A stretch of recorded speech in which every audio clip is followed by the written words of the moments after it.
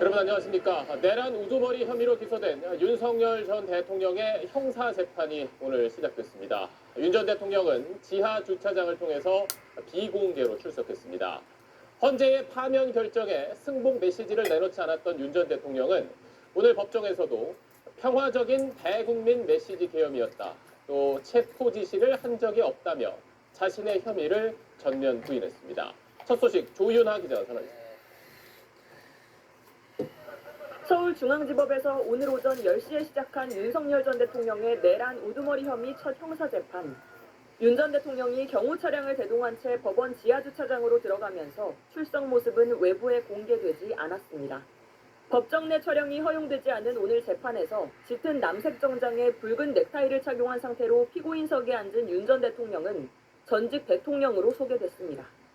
재판 시작과 함께 검찰은 피고인이 헌법과 법률에 위반되는 계엄을 선포해 한 지역에 평온을 해하는 폭동을 일으켰다고 말하는 등 비상계엄 선포 과정과 내란죄 성립 이유를 설명했습니다. 검찰에 이어 발언에 나선 윤 전 대통령은 공소 사실을 모두 부인했습니다. 12.3 비상계엄은 평화적인 대국민 메시지 계엄이지 군정 실시를 위한 계엄이 아니었다며 계엄과 쿠데타는 완전히 다른 얘기라고 주장했습니다. 그러면서 군을 군정과 쿠데타에 활용하려고 한 건 상상도 해본 적이 없다며 자유민주주의를 지키려고 계엄을 선포했다고 덧붙였습니다. 오전 재판이 끝나고 자택에서 식사를 한 윤 전 대통령은 오후에도 기존 주장을 반복했습니다.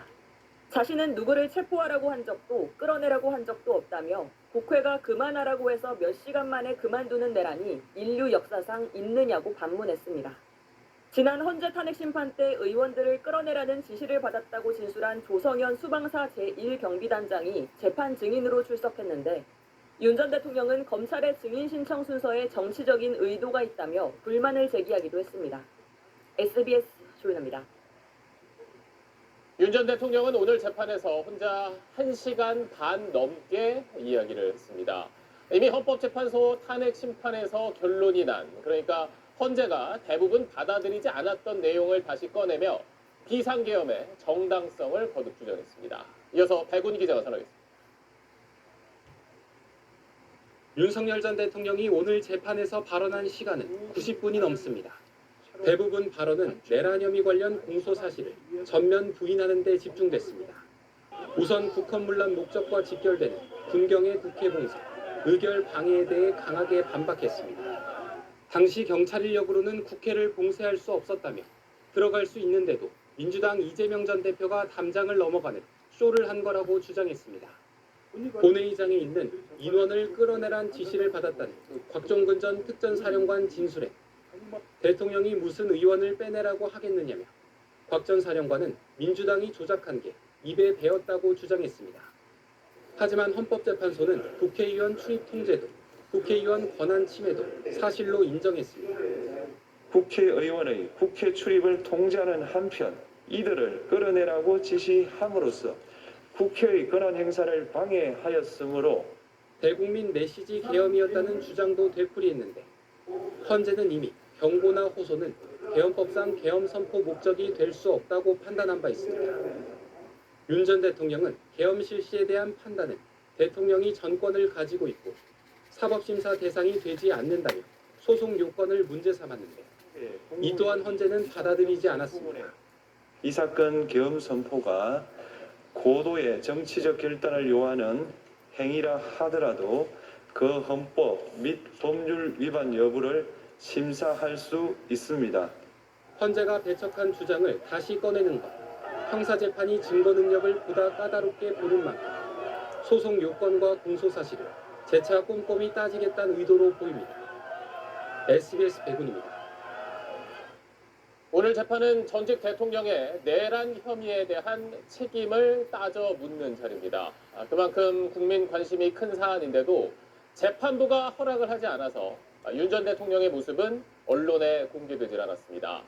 재판부는 특혜 논란을 의식한 듯 추후에 신청이 있다면 다시 판단하겠다고 밝혔습니다. 이 내용은 한성희 기자가 전하겠습니다. 윤 전 대통령은 첫 재판 시작을 10분 남겨두고 서울중앙지법 417호 대법정 내 별도 출입문을 통해 걸어서 입정했습니다. 피고인석 두 번째 줄 첫 자리에 앉아 방청석을 둘러보거나 재판 진행 도중 변호인과 귓속말로 대화를 나누기도 했습니다. 재판부가 재판 시작 전 법정 내 촬영을 불허하면서 이명박, 박근혜 두 전직 대통령 때와 달리 윤 전 대통령이 피고인석에 앉아있는 모습은 카메라에 담기지 않았습니다. 일각에서 제기된 특혜 논란을 의식한데 재판부는 최근 언론사로부터 법정 촬영 신청 2건이 너무 늦게 접수돼서 피고인에게 의견을 묻는 등 필요한 절차를 못 밟아 모두 기각했다고 밝혔습니다. 이어 추후 신청이 다시 들어오면 허가 여부를 판단하겠다며 재판단 여지를 언급했습니다. 윤 전 대통령은 6시간에 걸친 오늘 재판에서 26년간의 검사 생활을 강조하며 자신에게 내란 혐의를 적용한 검찰 공소장에 대한 불만을 쏟아냈습니다. 공소장이 난잡하고 증거도 어느 정도 될 만한 것을 인부하고 다투든지 하는 것이라며 이렇게 해서 재판이 되겠느냐고 검찰을 쏘아붙였습니다. 공소장 전체를 일단 부인을 합니다. 검찰에서 하는 내용들이 사실과 많이 다르다고 제일 많이 아니까 본인이 설명을 한 것이 아니고. 증인신문과 관련해서도 일선 영광급 지휘관들은 증인으로 내세울 필요도 없는 사람들 아니겠느냐며 이의를 제기하기도 했습니다. SBS 한성입니다. 네, 대통령 선거가 이제 오늘로 딱 50일 남았습니다. 정치권의 움직임은 더욱 분주해지고 있습니다. 자, 먼저 이재명 전 민주당 대표는 대선 출마 선언 이후 첫 공식 외부 일정으로 AI 반도체를 설계하는 스타트업을 방문했습니다. 김두관 전 경남지사는 민주당의 경선 규칙에 반발해서 경선을 거부하겠다고 선언했습니다. 먼저 김상민 기자.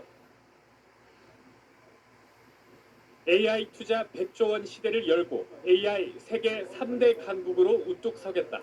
이재명 민주당 전 대표가 SNS에 올린 집권 청사진 가운데 하나입니다. 대선 출마 선언 후 첫 방문지는 AI 반도체 설계 스타트업. 올해 초 페이스북의 모회사인 메타의 인수 제안을 거절하고 독자 개발 프로젝트에 집중하면서 이목을 끈 한국 기업입니다. 새로운 희망을 만들어 주시는 것 같습니다. 우리 국가 공동체가 어떤 역할을 통해서 인공지능 사회에 대비해 나갈지를 우리가 한번 살펴봐야 될 것 같고, 중도층 표심을 겨냥해 경제와 성장을 강조하는 행보로 풀이됩니다. 김경수 전 경남지사는 자신이 민주당의 적자라고 부각하는 듯 오늘 하루에만 고 김대중 노무현 전 대통령의 묘역을 연달아 참배하고 문재인 전 대통령도 예방했습니다. 문재인 정부가 촛불혁명에 참여한 세력과의 연정으로 출범하지 못했던 게 아쉬움이 남는다면서 차기 정부는 연합, 연립정부로 가야 한다고 강조했습니다. 빛의 혁명에 참여했던 세력들이 공동으로 연정을 통해서 대한민국의 사회대개혁, 국가대개조를 함께. 민주당의 대선 경선 특별규칙은 권리당원 투표와 국민 여론조사를 50%씩 반영하는 걸로 확정됐습니다. 완전 국민 경선을 주장해온 김두관 전 경남지사는 김대중, 노무현 정신을 저버린 경선에 참여할 면목이 없다며 경선 거부를 선언했습니다. 김동연 경기지사는 민주당의 원칙인 국민 경선제가 무너진 점이 대단히 안타깝다면서도 당의 결정을 따르겠다고 했습니다. 밭을 가리지 않는 농부의 심정으로 당당히 경선에 임하겠습니다. 민주당의 대선 경선 후보 등록은 내일 하루 동안 이뤄집니다. SBS 김상입니다. 국민의힘에서는 홍준표 전 대구시장이 이재명 전 대표를 심판하겠다며 오늘 대선 출마를 공식 선언했습니다. 국민의힘 대선 주자들 사이에서는 신경전도 가열되고 있습니다. 이어서 박찬범 기자가 취재했습니다. 시장직 사퇴 사흘 만에 대선 출마를 선언한 홍준표 전 대구시장. 이재명 전 민주당 대표 비판에 많은 시간을 할애하면서 반 이재명 표심을 노렸습니다. 홍 전 시장은 계엄 사태가 윤석열 전 대통령에 대한 탄핵으로 정리되는 만큼 이 전 대표도 사법 심판대에 돌려보내야 한다고 주장했습니다. 정권 교체냐 정권 연장의 문제가 아니고 바로 홍준표 정권이냐 이재명 정권이냐 양자 선택의. 김문수 전 고용노동부 장관은 국민의힘 지지세가 강한 경북 지역을 방문해 전통 지지층 표심을 공략했습니다. 대선 캠프의 명예선거대책위원장은 소설가 이문열 씨에게 맡겼습니다. 한동훈 전 국민의힘 대표는 당대표 시절 불거졌던 윤석열 전 대통령과 자신의 갈등을 거론하면서 친윤계에 날을 세웠습니다. 그때 옆에서 탬버린 치면서 응원하고 그냥 한동훈이 저러는 거는 뭐 당신을 배신하는 거다 이런 식으로 부추겼던 사람들이 정말 큰 문제였다고 생각해요. 탄핵을 반대했던 나경원 의원은 탄핵을 찬성했던 국민의힘 대선 주자들을 겨냥했고 탄핵을 더 선동했다고나 할까요? 그런 점에 대해서는 도저히 저는 좀 납득하기 어려운. 안철수 의원은 한동훈 전 대표의 견제구를 던졌습니다. 한동훈 전 대표가 만약에 당선이 된다고 하면 그건 정치 경험이 부족한 검사 2기 정권입니다. 내일 출마를 예고했던 윤상현 의원은 지금 자신의 위치에서 반 이재명 연대에 물꼬를 트겠다며 대선 불출마를 선언했습니다. 오늘부터 시작된 국민의힘의 대선 경선 후보자 등록은 내일 마감됩니다. 이준석 개혁신당 대선 후보는 경북 구미와 안동을 찾았는데 단일화 언급은 대구 경북시도민의 예의가 아니라며 대선 완주 의사를 거듭 밝혔습니다. SBS 박찬범입니다. 국민의힘 일부 의원들 사이에서 출마 요구를 받고 있는 한덕수 권한대행은 오늘 자신의 마지막 소명을 다하겠다고 했습니다. 이 말을 놓고도 또 여러 해석이 나오고 있습니다. 국민의힘 안에서는 이른바 한대행 차출설에 반발하는 목소리도 이어지고 있습니다. 박하정 기자가 취재했습니다. 오늘 국무회의에서 한덕수 대통령 권한대행은 각 부처 장관들에게 미국발 통상전쟁에 대한 우리 정부의 대응 전략을 구체화하라고 당부하면서 이런 말을 했습니다. 저 또한 그간의 통상 경험을 바탕으로 국무위원들과 함께 저에게 부여된 마지막 소명을 다하겠습니다. 현재직을 마지막 소명이라고 표현한 건데 앞으로 대선엔 출마하지 않겠다는 의미가 아니냐는 해석을 나왔습니다. 반면 대선 불출마를 뜻한 건 아니란 전언도 있습니다. 한대행 측 인사는 대선 출마에 선을 그었다고 의미를 부여할 건 아닌 것 같다고 했습니다. 국민의힘의 대선 경선 후보 등록 마감은 내일. 현재로선 경선 참여는 어려워졌다는 전망이 많습니다. 다만 한대행이 추후 국민의힘 대선 후보와 단일화하는 방안이 국민의힘 일각에서 여전히 거론됩니다. 한대행을 지지하는 일부 국민의힘 의원들 사이에선 한대행과 수월하게 단일화할 후보를 일단 돕겠다는 기류도 있습니다. 여론조사 업체 리얼미터가 지난 9일부터 사흘간 실시한 대선 후보 적합도 여론조사를 보면 한대행은 8.6%를 기록했습니다. 이재명 전 민주당 대표 48.8, 김문수 전 고용노동부 장관 10.9, 한동훈 전 국민의힘 대표 6.2, 홍준표 전 대구시장 5.2%였습니다.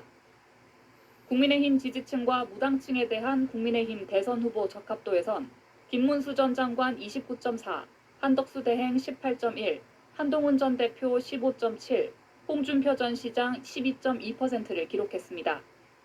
국민의힘 대선 주자 가운데는 한대행 차출론에 불쾌감을 드러내는 이들이 많습니다. 기승전 용병을 또 막 얘기하는데 후보들을 폄훼하는 거라서 적절하지 않다고 생각합니다. 이렇게 경선에 김을 빼는 것 자체는 해당행위다. 당내에서 철부지처럼 설치는 일부 사람들이 문제지. 국민의힘 지도부는 특정인을 후보로 옹립하는 일은 없을 거라고 진화에 나섰습니다. 민주당은 한대행을 겨냥해 윤석열 전 대통령의 아바타를 꿈꾼다면서 대선에 기웃거리지 말라고 쏘아붙였습니다. SBS 박하정입니다.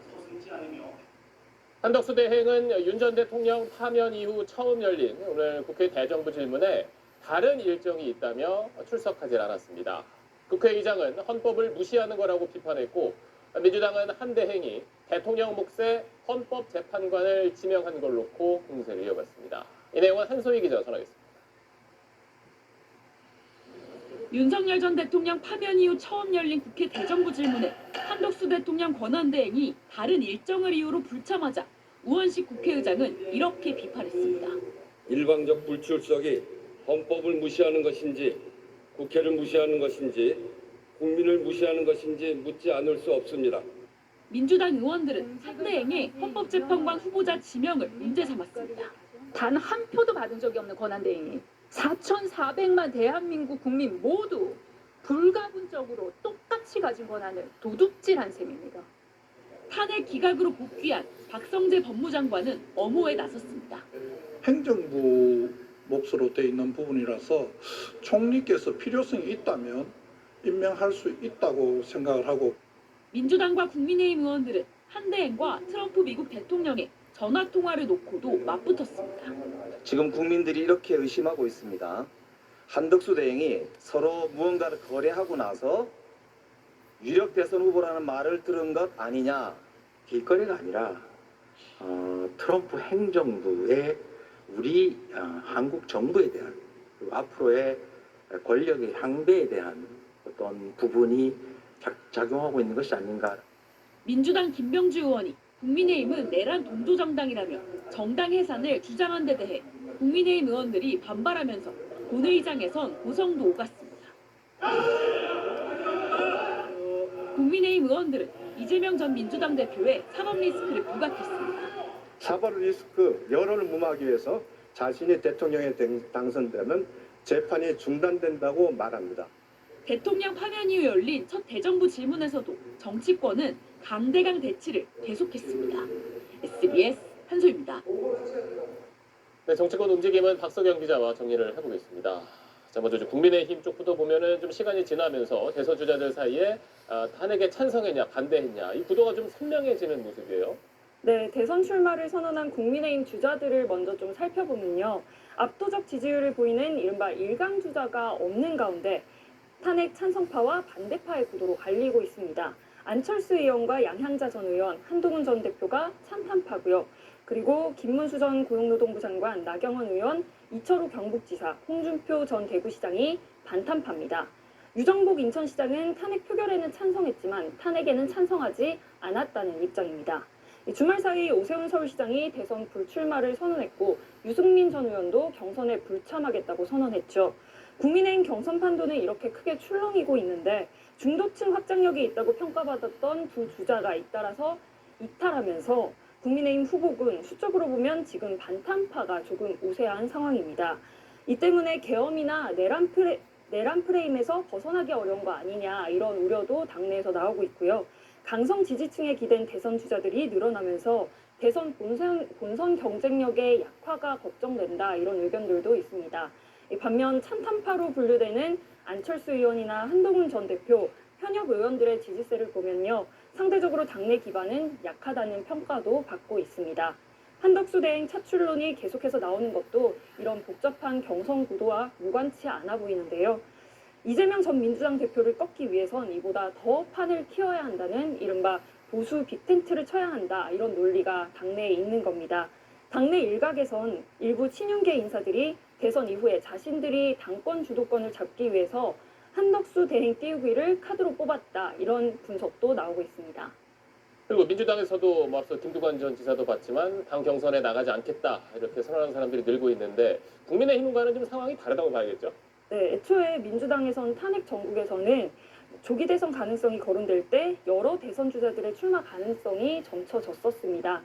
그런데 김부겸 전 총리, 김영록 전남지사, 박용진 전 의원, 전재수 의원이 대선 불출마를 선택한 데 이어서 오늘은 김두관 전 경남지사가 경선 거부를 선언했고요. 또 이광재 전 강원지사도 불출마 대열에 합류했습니다. 이들 중에선 민주당의 경선 규칙에 반발해서 중도 사퇴한 주자들도 있는데요.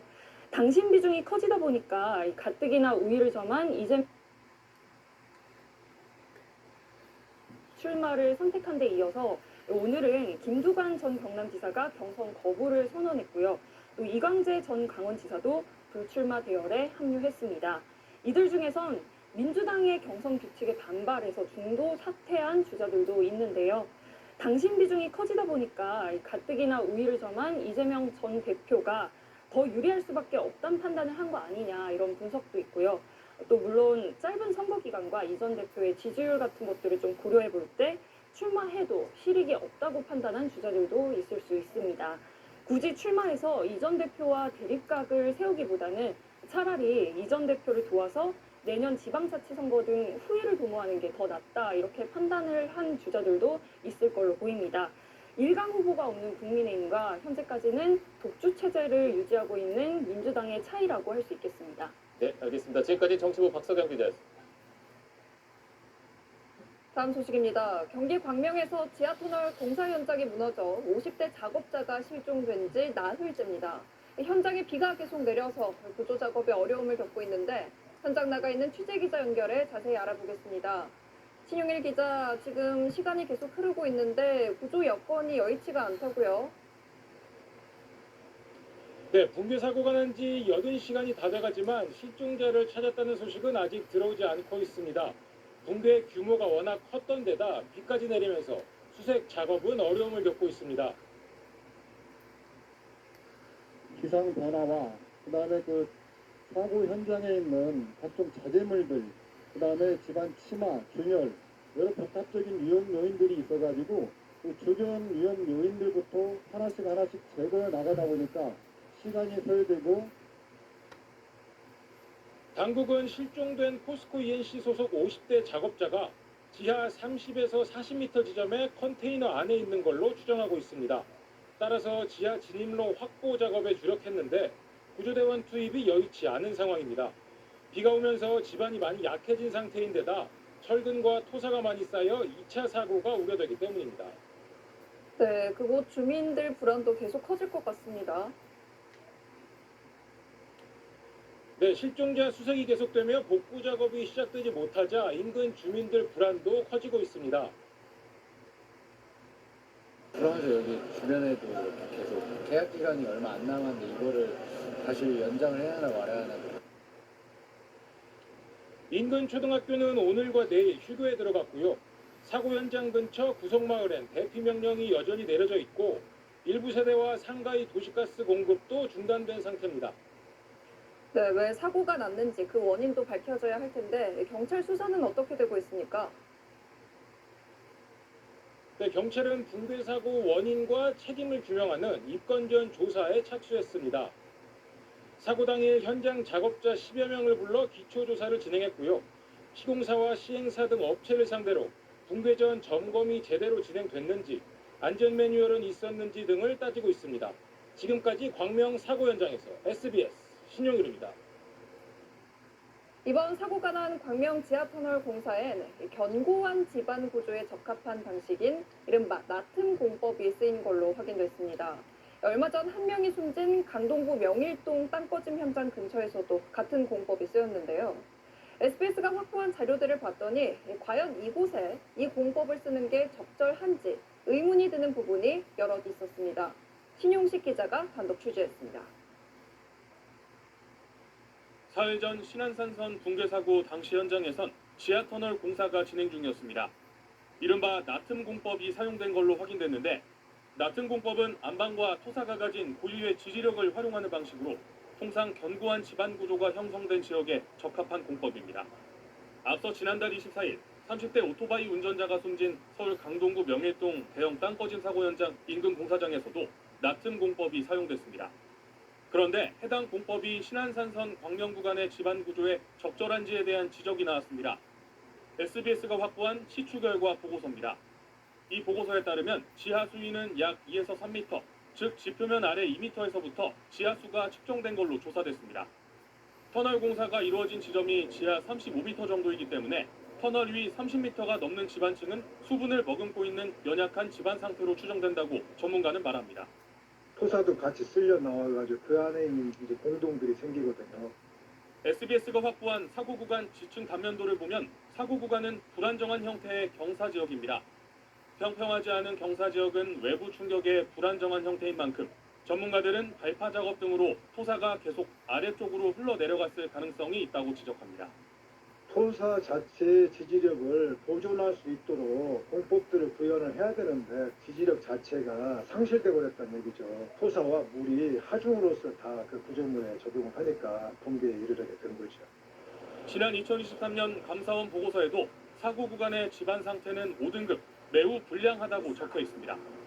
감사원은 지반 파괴를 막기 위한 필수 구조물 설치가 반영돼 있지 않다고도 지적했습니다.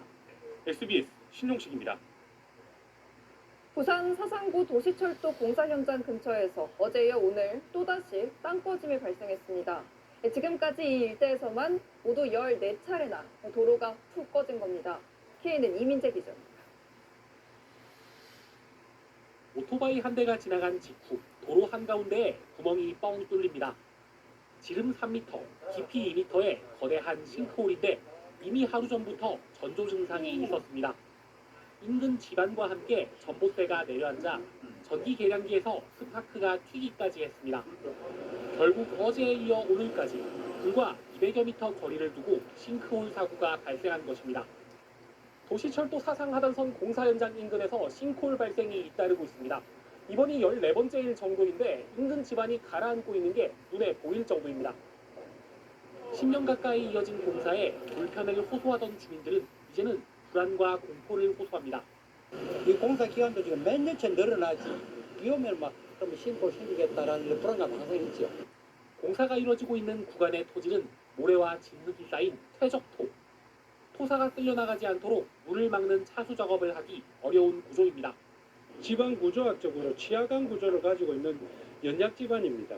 도시철도 공사가 아니더라도 만약에 도로가 계속 유지됐다면은 싱크홀이 반복적으로 발생할 수 있는 그런 지역입니다.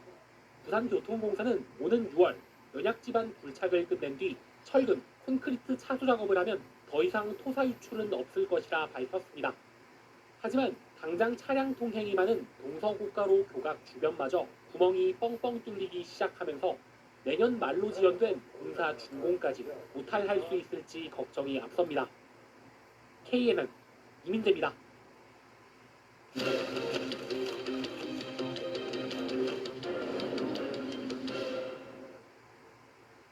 네, 멀쩡하던 도로가 갑자기 내려앉는 사고가 잇따르자 시민들은 공포에 떨고 있습니다. 이런 사고가 앞서 보셨듯 지하터널 공사 현장 근처에서 많이 일어난 만큼 공사 단계마다 정확한 지반 조사가 필요하다고 전문가들은 말합니다. 이 내용은 김보미 기자가 전하겠습니다.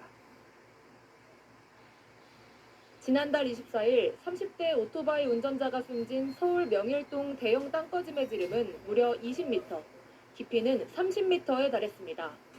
7개월 전 서울 연희동에 생긴 대형 땅꺼짐으로 차를 몰던 노부부가 다쳤고 부산 서상구에서도 최근 땅꺼짐 현상이 잇따라 발생했습니다. 지난 10년간 발생한 땅꺼짐 사고는 2085건으로 시민들은 불안감에 시달리고 있습니다. 여러 군데가 생기구나. 또 서울시에 어느 곳에서도 많이 생기겠다. 저도 운전을 하지만 항상 불안해요. 어디서 또 꺼질까봐. 전문가들은 대형 땅꺼짐 사고는 사실상 인재에 가깝다고 입을 모읍니다. 대부분 사고 지점 인근에서 지하터널 공사가 진행되는데 굴착 공사 과정에서 토사가 조금씩 무너져 내리며 공동, 즉 빈 공간이 생겼을 가능성이 크다는 겁니다. 그 많은 것들이 그대로 살았습니다. 제일 중요하잖아요. 땅속에 아무런 공사를 안 하면 아무런 싱크홀이 발생하지 않겠죠.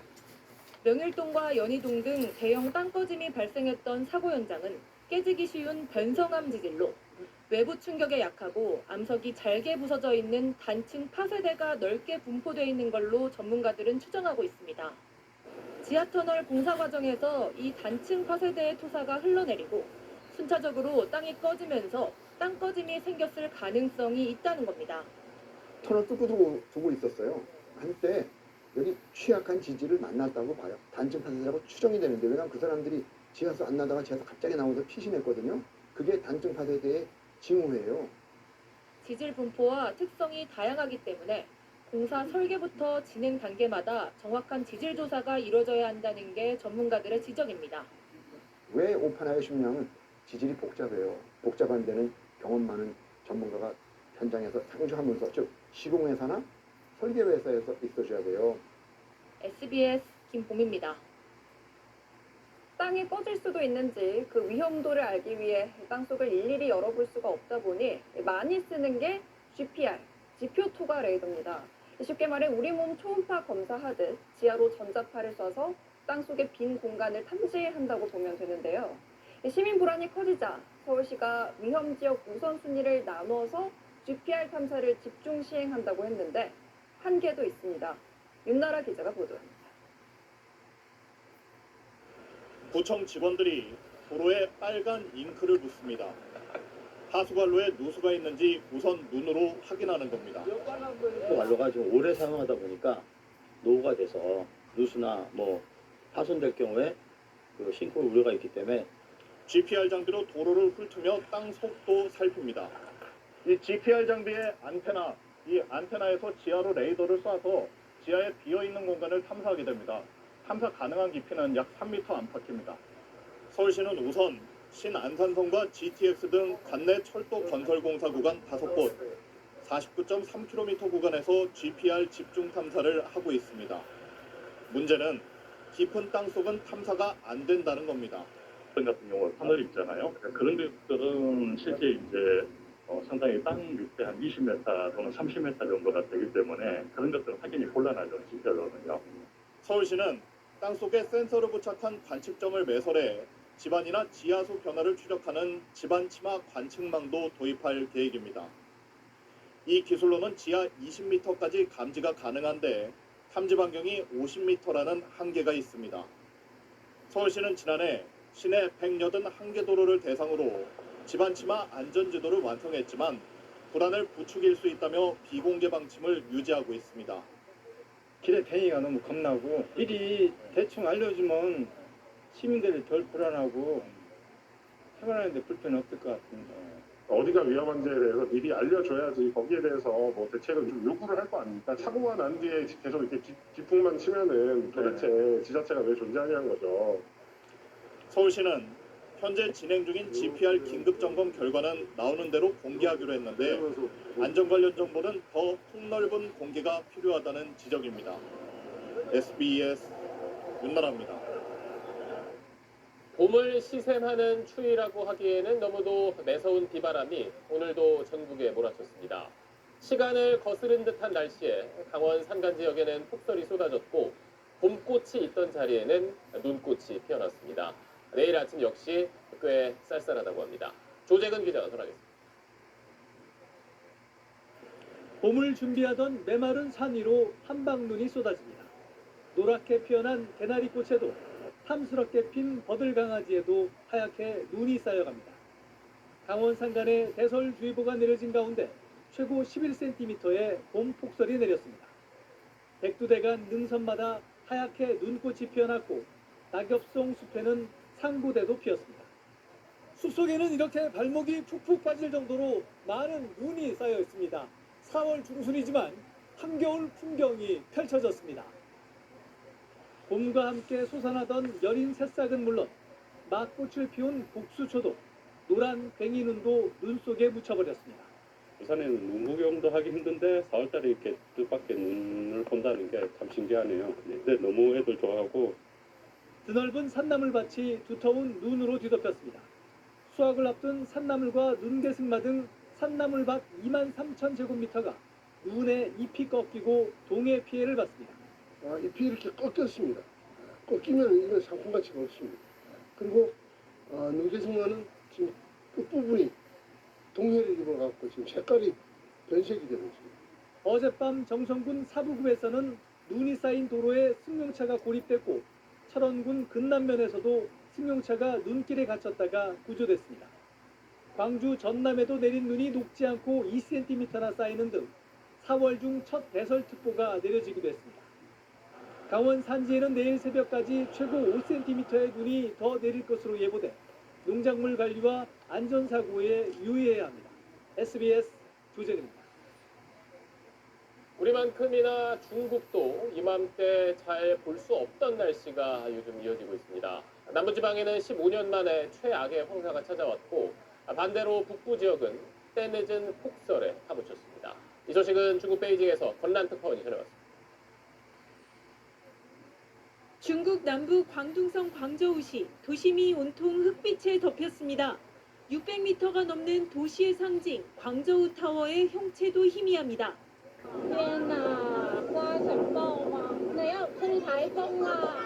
모래바람이 광장을 덮칠 듯 밀려들고 건물 공사장에선 자재들이 나뒹굴며 작업자들의 외마디 비명만 들립니다.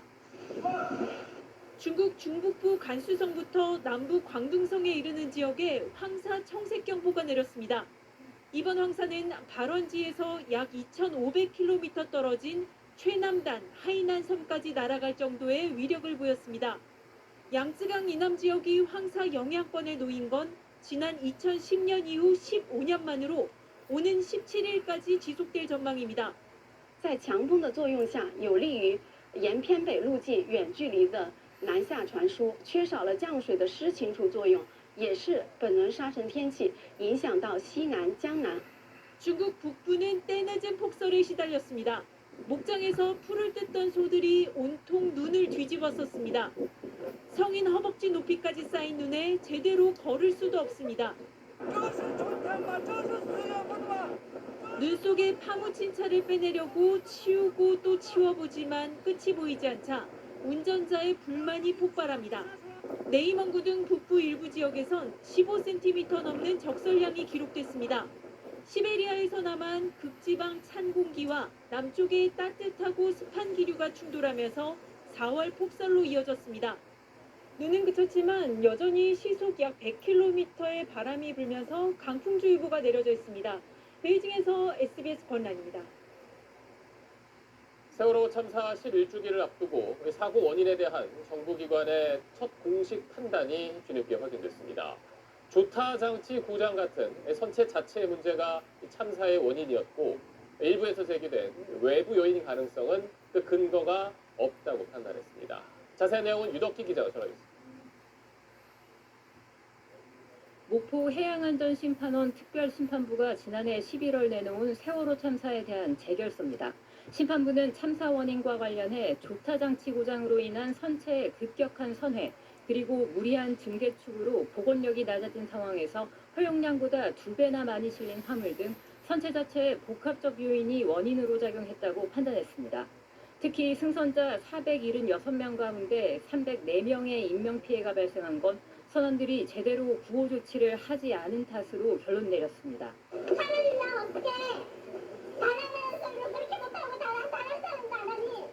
심판원은 참사 이후 지속적으로 제기됐던 잠수함 충돌 등 외부 요인에 의한 침몰 가능성, 즉 외력설은 증거를 찾을 수 없었다며 완전히 배제했습니다. 외력설에 대해 가능성을 열어뒀던 2018년 선체조사위원회와 2022년 사회적 참사 특별조사위원회 결론과 달리 선체 자체 결함이 사고 원인임을 분명히 한 겁니다.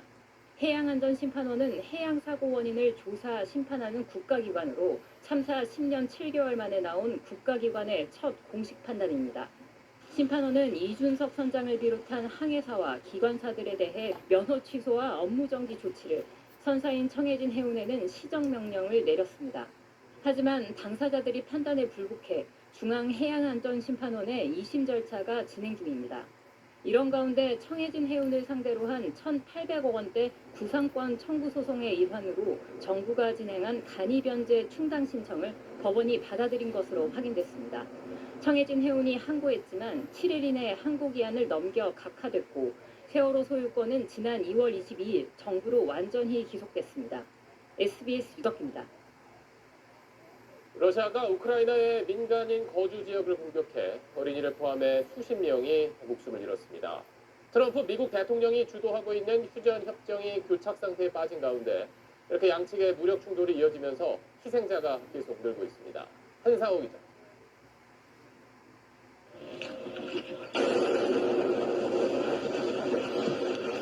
미사일이 떨어진 자리에 또다시 강한 폭발이 이어집니다. 현지 시간 13일 오후 러시아가 우크라이나 북동부 수미에 탄도미사일 2발을 발사했습니다. 군사시설이 없는 민간인 거주지입니다. 아파트와 대학교 건물 등이 무너졌고 버스와 차량도 불에 탔습니다. 어린이 2명을 포함해 최소 34명이 숨졌고 부상자는 117명이 넘습니다. База нет, легитимные военные чел нет. Просто геноцид.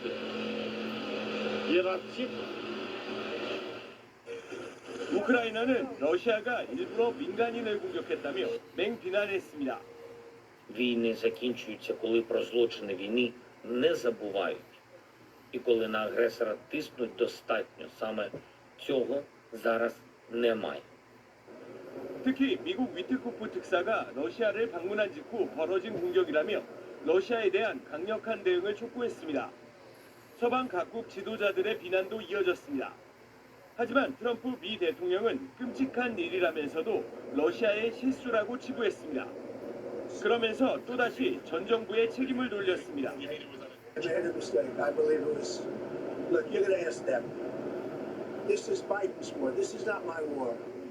트럼프 미 대통령이 주도해온 러시아와 우크라이나의 휴전협정은 러시아의 제재 해제 요구 등 이행 조건을 두고 교착 상태에 빠졌습니다.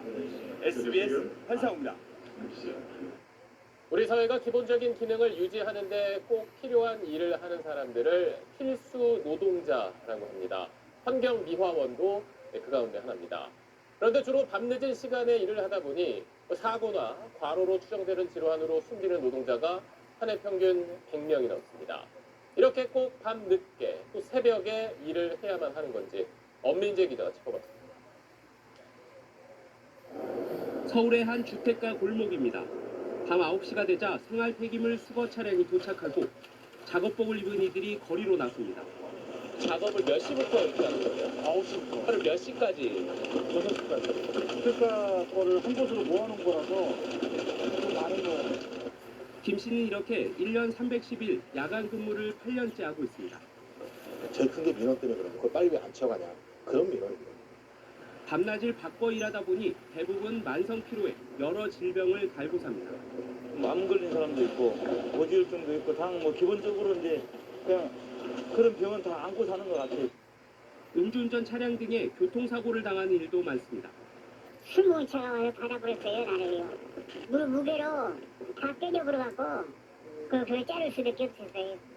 최근 5년간 업무 관련 질병이나 사고로 555명의 환경미화원이 숨져 산업재해 유족급여가 신청된 것으로 나타났습니다. 이 가운데 과로사 주요 판단 지표인 뇌심혈관 질환 사망자가 3분의 1을 넘습니다. WHO에서도 야간 근로는 발암물질 2급하고 준하게 평가하고 있고 야간 노동이 건강에 해롭다는 것은 이미 논문이나 실증적으로 나타나고 있습니다. 미국은 물론 프랑스와 독일 등 유럽 국가 환경미화원들은 대부분 주간에 작업하고 야간 작업이 필요할 경우 최대 허용 시간을 법으로 통제받습니다. 우리 정부도 지난 2019년 가이드라인을 통해 환경미화원의 주간 작업을 원칙으로 정하고 주민 생활에 중대한 불편을 초래하는 경우는 야간 작업을 할 수 있게 했습니다. 하지만 현실에선 원칙은 예외적이고 예외가 일반적입니다. 교통이랑 인원들, 주민들이랑 이 청소하는 인력들이랑 마주치게 되면 주민들이 별로 안 좋아하니까 늘 가장 하시더라고요, 현장에서는. 실제 서울 25개 자치구 중에 환경미화원이 낮에 일하는 곳은 도봉구와 강동구 두 곳에 불과합니다. 주민 불편과 교통민원이 필수 노동자의 건강권에 앞서는 가치인지 환경미화원들은 묻고 있습니다. SBS 엄민재입니다. 자, 이렇게 사람들이 잠든 시간 수거된 생활 쓰레기는 소각장으로 옮겨집니다. 1년 내내 돌아가는 이 소각장에서 일하는 사람들 역시 사고 위험과 유해 물질에 노출되어 있는데 심지어 고용은 불안한 실정입니다. 이어서 하정현 기자. 벙커라고 불리는 곳에 쌓인 각종 생활 쓰레기를 크레인이 들어올려 소각로에 집어넣습니다. 쓰레기 조각이 이리저리 날리고 분진이 나오면서 내부는 항상 뿌였습니다. 소각장 안으로 한번 들어와 봤습니다. 4, 50도 정도 되다 보니까 잠깐 있었는데도 숨이 막힐 정도로 뜨거운데요. 곳곳에 이렇게 먼지도 잔뜩 쌓여 있습니다. 이곳을 포함해 전국의 소각시설 노동자들은 종일 소각제와 사투를 벌입니다. 쓰레기를 태우고 나가는 가스는 그래도 이제 여러 가지 화학 처리 같은 걸 해서 깨끗한 공기를 내보내려고 노력을 많이 하는데 그런데 실제 내부에 관한 규정은 하나도 없어요. 더러운 공기는 다 소각장에서 마셔서 깨끗한 공기를 내보낸다.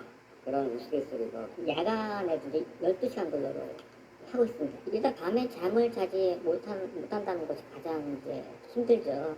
4년 전 산업안전보건연구원이 소각장 노동자들을 상대로 혈액검사를 실시했더니 1급 발암물질인 다이옥신이 고약제 피해를 입은 베트남전 참전 군인보다 2~3배 높게 나오기도 했습니다. 서울시의 경우 이 조사 결과 이후 특수 건강검진을 도입했지만 그렇지 않은 곳이 더 많습니다. 소각시설 대부분은 지자체들이 민간업체의 운영은 물론 노동자 건강보호 책임까지 맡기는 구조이기 때문입니다. 한 번도 그런 거에 대한 건강검진을 받았거나 한 적이 없어요.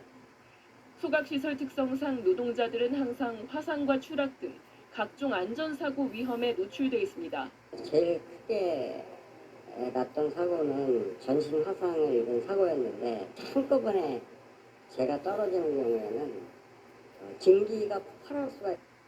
3년 주기 입찰에서 위탁 운영업체가 바뀌기라도 하면 임금 등 각종 노사 합의 사항은 무효가 되고 다시 고용될 수 있을지 불안을 느껴야 합니다. 멀쩡히 똑같은 직장에서 일하고 있는데 또 입사 지원서를 내야 되고 정말 저희가 고용이 되느냐 안 되느냐 아무것도 보장이 안 되는 소각 시설이 대부분의 지자체에서 관심 밖의 현장입니다. 민간 위탁 회사에 맡겨놓고 있는 실정이고 고된 육체 노동을 통해 사회의 필수 기능을 유지하는 이들은 최소한의 안전과 노동 조건에 대한 정부와 지자체의 관심을 호소하고 있습니다. SBS 하정현입니다. 스마트폰과 컴퓨터가 미국 상호관세 대상에서 빠진 걸 두고 세계가 떠들썩하자 트럼프 대통령이 직접 나서 해명했습니다. 예외를 둔 게 아니라 범주를 바꿔서 더 강력한 품목별 관세를 매기기 위한 거란 설명입니다. 그러면서 애플 아이폰은 또 예외 가능성을 내비쳤는데 이런 오락가락 행보에 비판이 일고 있습니다. 워싱턴 남승모 특파원의 보도입니다. 트럼프 미 대통령은 반도체에 대한 품목별 관세가 머지않아 시행될 거라고 밝혔습니다. 관세율이 얼마가 될진 이번 주 발표할 예정이라고 말했습니다. Once those tariffs are in place, they're non-negotiable. Is that right? But the tariffs will be in place in the not-distant future. 앞서 러트닉 상무장관 등은 상호 관세와 달리 품목별 관세는 국가 안보 품목에 부과되는 것이라 협상 대상이 아니라고 주장했습니다. 스마트폰과 노트북 등을 상호 관세 대상에서 제외한 걸 두고 중국에 불복한 거란 주장이 제기되자 관료들이 일제히 나서 이들 제품은 관세 예외가 아니라 더 강력한 품목별 관세를 매긴 거라고 반박에 나선 겁니다. 트럼프도 SNS에 가짜 뉴스들이 이런 사실을 알고도 보도하길 거부한다고 비난했습니다. 하지만 트럼프는 반도체 관세 대상에 포함된 애플의 아이폰 등에 대한 관세 부과 계획을 묻자 유연성을 언급했습니다. But we'll also talk to companies. You have to show a certain flexibility. Nobody should be so rigid. 자국 기업 제품으로 미 가계 지출의 여파가 큰 일부 제품에 한해 예외 조치 가능성을 열어둔 거란 분석입니다. 무차별적인 관세에 오락가락한 정책 행보가 계속되면서 이 언론들은 트럼프가 무역 정책에 대한 불확실성을 키웠다고 비판했습니다. 워싱턴에서 SBS 남순입니다. 이런 막무가내식 트럼프 대통령 관세 정책에 분노한 유럽인들은 미국산 제품이라면 먹지도 마시지도 타지도 않고 있습니다. 이런 불매 운동을 넘어 미국 자동차나 매장에 불을 지르는 경우도 잇따르고 있습니다. 이어서 파리 곽상은 특파원의 보도입니다. 한밤 주차된 차량들 한쪽에서 시뻘건 불길이 치솟습니다. 독일 테슬라 매장 앞에 주차된 차량 7대가 화재로 전소됐습니다. 이틀 뒤엔 이탈리아 로마 외곽에서 테슬라 차량 17대가 불탔고 프랑스에선 새로 짓고 있던 맥도날드 매장에 누군가 불을 질렀습니다. 불매운동의 손실을 만회하려고 매장을 넓히는 걸 용납할 수 없다는 것 등이 불을 지른 이유였습니다. 온라인에선 미국 상품 불매를 장려하는 보이콧 USA라는 해시태그가 빠르게 번지고 있습니다. 한 설문조사에선 프랑스인 62%가 미국 제품 불매를 지지했고 3명 중 1명은 이미 불매운동에 동참했다고 답했습니다. 코카콜라와 맥도날드, 테슬라 등이 주 표적이 됐습니다. Je pense que c'est important déjà de favoriser la production française et du coup d'éviter d'acheter des produits américains. 지난달 미국의 서유럽 관광객 수는 1년 만에 17%나 떨어져 코로나 팬데믹 이후 최대 낙폭을 보이기도 했습니다. 상호 관세가 일단 유예됐지만 미국의 일방주의적 행보에 대한 유럽의 반감은 여전히 큽니다. 경제에 부작용이 있더라도 보복 관세로 맞서야 한다는 의견이 서유럽 7개국에서 모두 높게 나타났습니다. 특히 그린란드 문제로 반미 감정이 높아진 덴마크에선 보복 관세 찬성이 79%까지 치솟았습니다. L'Union européenne reste forte face aux caprices de Monsieur Trump. 유럽 언론들은 유럽의 전통적 음악이던 미국의 이미지가 붕괴되는 현실을 보여준다고 진단했습니다. 파리에서 SBS 곽상입니다. 초고령 사회에 우리가 풀어야 할 문제들 살펴보는 순서입니다. 늘어나는 노인들을 돌볼 인력이 부족하다는 이야기 전해드렸는데 그 대책으로 정부가 외국인 요양보호사 도입을 추진하고 있습니다. 하지만 현장에선 현실을 모르는 정책이란 우려가 나오고 있는데요. 왜 그런지 김덕현 기자가 취재했습니다. 경기 양주시의 한 사립대학. 이 학교 외국인 유학생 2명은 석 달 전 요양보호사 시험에 합격해 요양시설 취업을 앞두고 있습니다. 일주일 동안 계속 쾌안에 있어요. 그래서 머리를 너무 이쁘게 해주시는 거예요. 그런 어르신들 보면 좀 이렇게 눈물 나려고 푹 짜서. 그 할머니, 할아버지 사투리 많이 쓰잖아요. 알아봤는데 근데 계속 지나면 괜찮아요. 알아들을 수 있습니다. 정부는 지난해 국내 대학을 졸업한 외국인 유학생들에게 요양보호사 시험 응시 자격을 열어줬습니다. 합격자가 요양시설에서 일하게 되면 E7 취업비자도 발급하는데 지금까지 3명이 받은 걸로 확인됩니다. 지난달엔 외국인 요양보호사 양성을 위해 전문 교육과정 신설과 전담대학을 지정하는 등의 종합대책도 발표됐습니다. 현지 우수 인력 선발 후 국내에서 교육하는 요양보호 전문 연수과정을 신설하여 현장에 즉시 투입 가능한 돌봄 인력을 서울시는 농어촌 외국인 인력 등에게 주어지는 비전문 취업 E9 비자에 요양보호사를 포함하자고 주장합니다. E7 비자보다 학력이나 소득 요건이 덜 까다로워 인력 확충에 더 유리하다는 이유입니다. 돌봄 인력 부족을 메우려는 정책은 이어지고 있지만 현장에선 탁상 행정이란 불만이 나옵니다. 노인 비율이 가장 높은 전라남도. 지난 2023년부터 외국인이 요양보호사로 일하며 지역 특화형 비자를 받아 장기 거주할 수 있도록 했습니다. 하지만 신청자는 단 한 명도 없습니다. 저임금의 높은 업무 강도 때문에 외국인들도 외면한 겁니다. 똑같은 처지의 시급을 주다 보니까 여기보다는 다른 노동이나 유자 공장이나 그런 데 가서 하시는 분들 꽤 있어요. 돌봄 인력 시장으로 외국인이든 우리 국민이든 사람들이 나오게 하려면 무엇보다 훈련받고 일한 경험이 임금과 경력에 반영되도록 표준 임금 체계를 갖춰야 한다고 요양보호사들은 주장합니다. 자격증에 갖는 어떤 전문성이라든지 이런 것들의 질을 높이고 서비스의 질적 수준을 반영하는 것이냐 안 하는 것이냐 그것과 연계시켜서 또 현장에서 돌봄 노동에 대한 사회적 인식을 높이는 것도 함께 이루어져야 한다고 입을 모읍니다. SBS 김덕현입니다.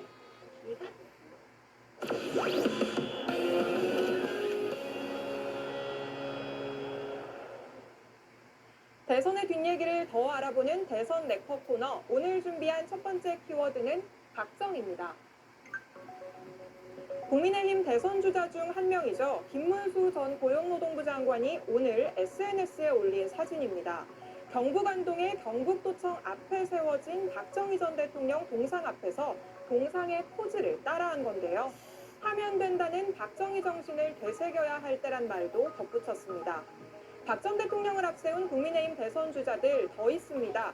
이철우 경북지사는 지금 대한민국엔 새로운 박정희가 필요하다고 주장했고 안철수 의원도 경북 구미에 있는 박 전 대통령 생가를 찾았습니다.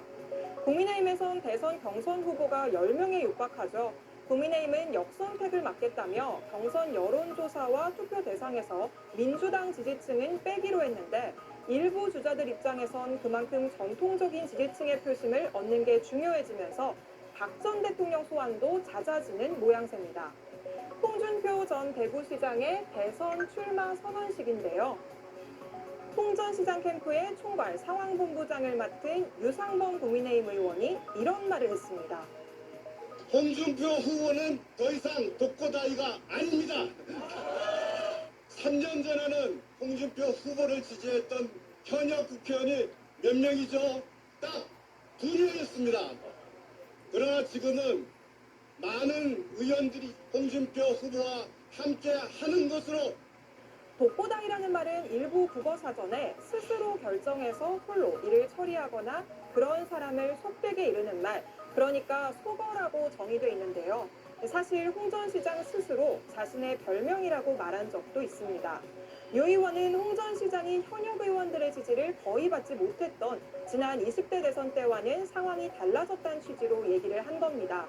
오늘 행사장엔 국민의힘 현역 의원 10여 명이 참여한 것으로 알려졌는데 다만 이 자리에 참석했다고 해서 홍 후보 지지라고 단정하기는 어렵습니다. 참석자 가운데 일부한테 물어봤더니 모양새를 갖추기 위해서라거나 당 후보인이 응원하러 갔다고 조심스러워하는 답변도 있었습니다. 네, 세 번째 키워드는 난가병입니다. 정확히 얘기하면 나인가병인데 다음 대통령이 나인가라는 생각을 일종의 병이라고 빗댄 표현입니다. 오늘 민주당 최고위원회의에서 나온 발언 먼저 들어보시죠. 권한대행들이 다들 난인가병에 걸려 있으니 제대로 대응을 했겠습니까? 대선 차출설이 끊이지 않는 한덕수 대통령 권한대행을 겨냥한 건데요. 이 단어가 이번에 처음 나온 건 아닙니다.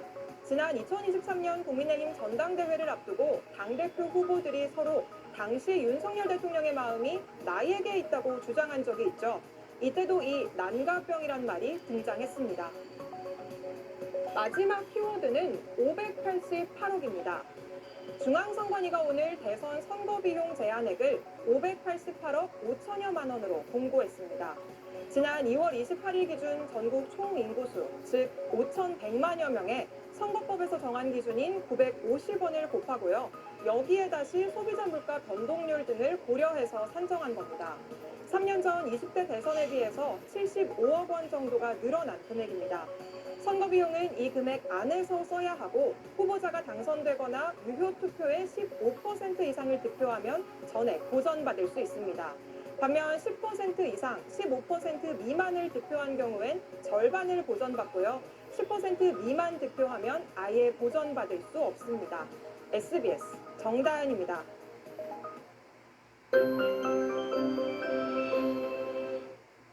연일 변화무쌍한 봄 날씨가 이어지고 있는데요. 오늘은 서울의 낮 최고 기온이 6도에 그치는 등 4월 중순에 보기 드문 겨울 추위가 나타났습니다. 내일 낮부터는 기온이 조금씩 올라서 점차 따뜻해지겠지만 아침까지는 0도 안팎으로 추위가 나타나겠습니다. 내일까지 바람도 다소 강하게 부니까요. 옷차림 따뜻하게 하셔야겠습니다. 밤사이 눈비는 대부분 그치겠습니다. 기온이 낮은 산지를 중심으로는 최고 5cm의 눈이 더 내리겠습니다. 내일 태백과 춘천의 아침 기온은 영하 1도까지 떨어지겠고 낮 기온은 15도 안팎까지 올라 일교차도 크겠습니다. 내일 오전까지 서해안과 남해안을 중심으로는 강풍이 이어지겠습니다.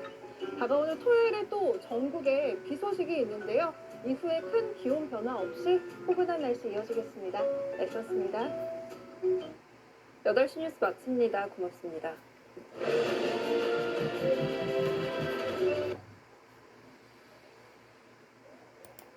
여러분 안녕하십니까? KBS 9시 뉴스입니다.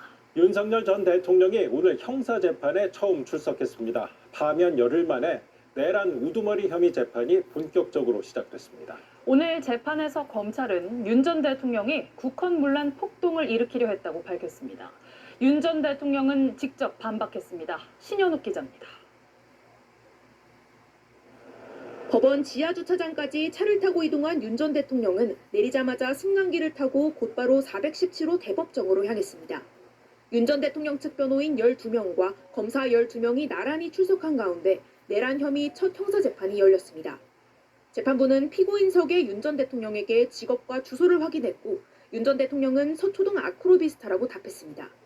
검찰은 윤 전 대통령을 피고인으로 부르겠다고 한 뒤 준비한 발표 자료에 적힌 공소사실 요지를 약 1시간 동안 낭독했습니다. 윤 전 대통령이 헌법과 법률의 기능을 소멸시킬 목적, 즉 국헌문란 목적으로 비상계엄을 선포해 한 지역의 평온을 해치는 폭동을 일으키기로 했다는 내용입니다. 윤 전 대통령은 직접 마이크를 쥔 채 재판부가 제지할 때까지 93분 동안 반박에 나섰습니다. 우선 검찰에 대해 몇 시간 사건을 공소장에 넣은 것 같은 걸 내란으로 구성했다며 법리에 맞지 않는다고 주장했습니다. 그는 수사기관에서 일방적으로 이루어진 관계자 진술이 공소사실에 검증 없이 반영됐다는 주장도 폈습니다. 비상계엄에 대해서도 평화적인 대국민 메시지 계엄이었다며 경고성 계엄이었다는 기존 주장을 되풀이했습니다. 현재 파면 결정에 승복한다거나 국정 파행에 사과한다는 말은 없었습니다. 취재진의 법정 내 촬영이 허가되지 않아 피고인석에 앉은 윤 전 대통령 모습은 사진과 영상으로는 볼 수 없었습니다. 재판부는 신청서가 너무 늦게 제출돼 윤 전 대통령의 의견을 확인할 수 없었다며 다시 접수되면 허가 여부를 판단하겠다고 했습니다. KBS 뉴스 신현욱입니다. 오늘 재판엔 비상계엄 당시 출동했던 계엄군 현장 지휘관 2명이 증인으로 나왔습니다. 이들은 국회의원을 끌어내란 지시가 있었다고 증언했습니다. 윤 전 대통령은 증인 순서에 정치적 의도가 있다며 이의를 제기했습니다. 이호중 기자가 보도합니다. 지난 2월 윤 전 대통령 탄핵 심판 때 유일하게 재판부 직권으로 증인 채택된 조성현 수방사 제1경비단장. 당시 헌재에서 상급자로부터 12.3 비상계엄 때 국회의원을 끌어내라는 지시를 받았다고 증언했습니다. 그러니까 정확하게 워딩이 본청 안으로 들어가라. 국회의원을 끌어내라. 이렇게 했단 말입니까? 그렇습니다. 내부로 들어가서 의원들을 끌어내라. 윤 전 대통령의 첫 형사재판에서도 동일한 증언을 했습니다. 검사가 이진우 전 수방사령관으로부터 국회 내부로 진입해 의원들을 끌어내라는 지시를 받았냐고 묻자 조 단장은 맞다면서 특전사가 인원들을 끌고 나오면 밖에서 지원하라는 지시를 받았다고 답변했습니다. 계엄 당시 국회에 출동했던 김형기 특전사 대대장은 이상현 공수 여단장에게 국회 담장을 넘어 의원들을 끌어내라는 지시를 받고 이상했다고 진술했습니다. 또 정당한 지시인지 판단 못해 부하들에게 임무부여를 하지 않았다고 덧붙였습니다. 윤 전 대통령은 당초 부르려던 최상목 경제부총리와 조태열 외교부 장관 대신 현장 지휘관들이 형사재판 첫날 증인으로 채택된 것에 대해 순서에 정치적 의도가 있는 것 같다며 강하게 이의를 제기했습니다. 윤 전 대통령 내란 혐의 다음 재판 일정은 오는 21일로 잡혔습니다. 한편 경찰은 지난 1월 체포저지 혐의로 입건된 윤 전 대통령에 대해 원칙적으로 조사가 필요하다고 밝혔습니다. 불소추 특권 방어막이 사라진 윤 전 대통령에 대한 다른 혐의 수사도 점점 속도가 붙을 전망입니다. KBS 뉴스 이호준입니다. 대선까지 이제 50일 남았는데 한덕수 대통령 권한대행 출마설이 계속되고 있습니다. 한대행은 오늘도 명확한 입장 표명 없이 통상 문제 해결 등 마지막 소명을 다하겠다고만 말했습니다. 국민의힘 대선 주자들 견제가 이어졌고 당 지도부는 추대는 없을 거라고 밝혔습니다. 신재 기자입니다. 국민의힘 일각의 대선 출마 요구에 한덕수 대행은 침묵하고 있습니다. 대신 미국발 통상전쟁 대응이 마지막 소명이라 밝혔습니다. 관련 네트워크 등을 10분 활용하여 국무위원들과 함께 저에게 부여된 마지막 소명을 다하겠습니다. 필요하면 트럼프 대통령과 직접 소통하겠다며 대통령 대행 역할을 적극 수행하겠다는 뜻도 드러냈습니다. 총리실은 출마와 연관지을 표현이 아니라고 확대 해석을 경계했습니다. 그러나 차출로는 잦아들지 않고 있고 대선 주자들은 불편한 모습입니다.